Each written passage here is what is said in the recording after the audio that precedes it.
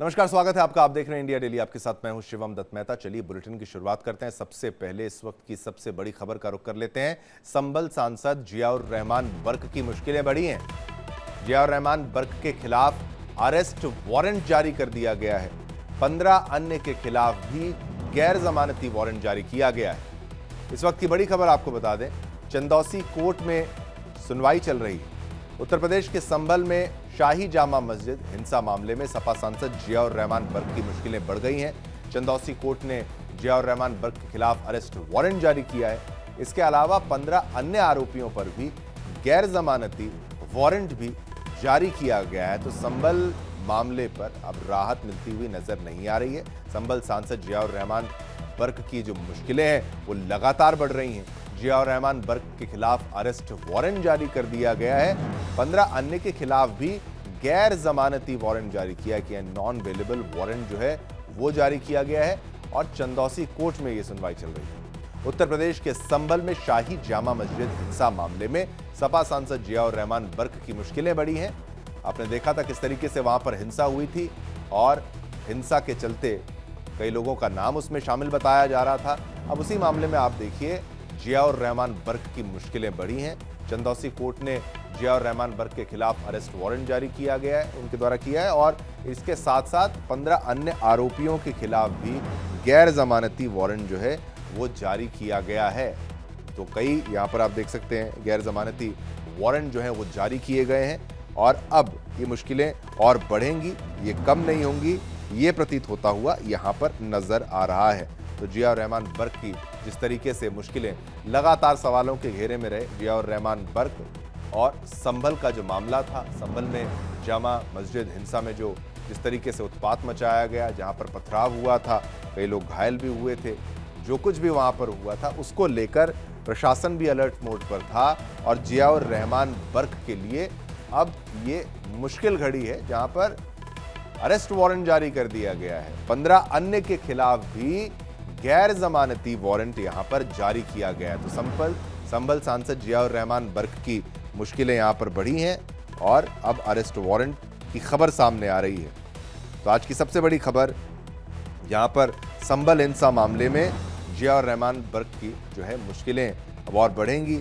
शुरुआत से ही मुश्किलें इनकी काफ़ी थी और अब यहाँ पर और मुश्किलें ये हैं कि अब इनके खिलाफ अरेस्ट वारंट जो है वो जारी कर दिया गया है।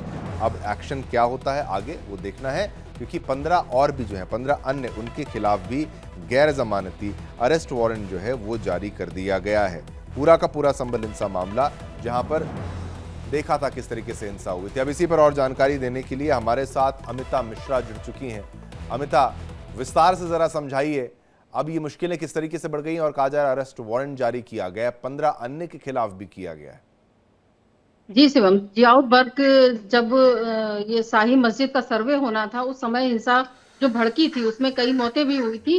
तो उसका कोर्ट ने इनको मास्टरमाइंड जो है बर्क को ही माना है, और जिसके चलते इनको पहले भी पूछताछ के लिए नोटिस जारी हुई थी और ये नोटिस में पूछताछ के लिए हाजिर नहीं हुए थे। उसके बाद ये लगातार कोर्ट जो इनकी है कार्रवाई कोर्ट में चल रही थी। सबूत पुलिस जो है इनके खिलाफ सारे सबूत वहां पे जितने स्ट्रांग सबूत हो सकते थे, मजबूत सबूत हो सकते थे इनके खिलाफ, वो वहां पे पेश किए गए थे। जिसके बाद कोर्ट ने जो है इनको अरेस्ट वारंट जारी किया। इसके अलावा 15 अन्य लोग जो हैं उन्होंने भी, उनके खिलाफ भी जो है गैर जमानती वारंट जारी हुआ है।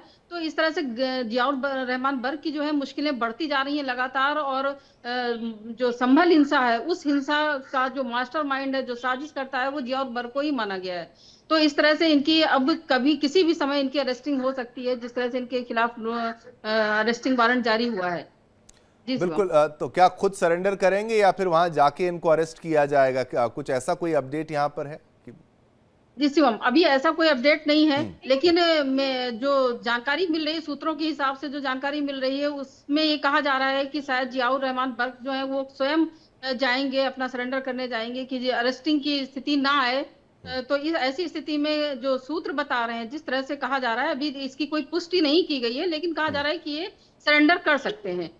बिल्कुल, साथ ही साथ अमिता 1100 पेज की चार्जशीट में इनका नाम जो है वो सामने आया है, तो ये मुख्य क्या करता धरता इनको ही यहाँ पर जो है साबित किया जा रहा है अभी तक जो अरेस्ट, और 15 अन्य जो थे क्या वो भी एग्जैक्टली इनके साथ वहां पर मौजूद थे, उनका नाम यहाँ पर है?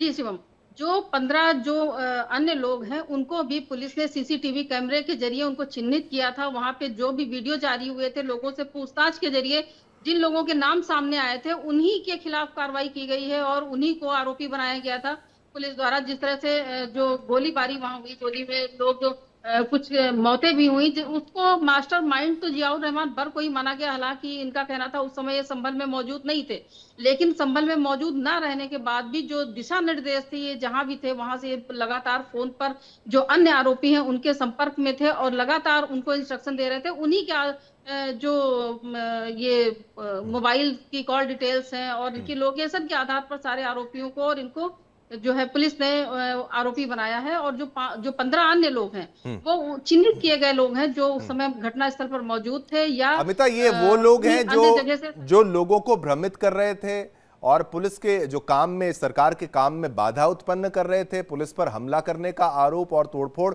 ये तमाम ऐसे संगीन आरोप हैं, और भड़काऊ भाषण देना अब वहां पर मौजूद है नहीं है, लेकिन करता धरता सूत्रधार इनको भी बताया जा रहा है। लेकिन पुलिस के विरुद्ध, क्योंकि काफी गंभीर मामला इनके ऊपर जो है वो दर्ज है कि भाई आपने पूरे ऑपरेशन में बाधा डाला और वहां पर हिंसा फैलाने, आपने बताया किस तरीके से हिंसा वहां पर फैली थी, तो ये कोई केस अब जल्दी खत्म होने वाला आपको भी नहीं नजर आ रहा होगा अमिता? जी शिवम, ये केस खत्म होने वाला नहीं है। इसमें कुछ ना कुछ आगे बड़ी कार्रवाई होगी। अभी तो अरेस्टिंग की बात आई है, लेकिन अभी इसमें आगे और भी चीजें निकल के आएंगी। जामा मस्जिद के जो उस समय के मौलाना थे, उन्हें भी इस मामले में आरोपी बनाया गया था। उनकी भी गिरफ्तारी हुई थी कि उन्होंने मस्जिद में रह के लोगों को भड़काया, उनका ब्रेन वॉश किया, उनको किस तरह से सर्वे ना होने देने की सारे चीजें बताई कि हमें सर्वे नहीं होने देना है मस्जिद का। तो ये आरोप इन पर लगे हैं कि इन्होंने भड़काऊ बयान दिए, इन्होंने फोन पर इंस्ट्रक्शन दिए, किस तरह से इन्होंने लोगों को वहां पे इकट्ठा होके और पत्थरबाजी करने के लिए उकसाया। तो ये सारे जितने आरोप हैं, इन पर सारे आरोप लगे हुए हैं। उन्हीं आरोपों की वजह से आज इनके खिलाफ अरेस्टिंग वारंट जारी हुआ है। 15 अन्य लोग जो हैं वो भी आरोपी हैं, उनको भी अरेस्ट नॉन वेरेबल वारंट जारी हुआ है। तो अब ये मुश्किलें इनकी खत्म होती नजर नहीं आ रही हैं, ये बढ़ेंगी। बिल्कुल अमिता, इस जानकारी के लिए धन्यवाद। आप बने रहिए हमारे साथ।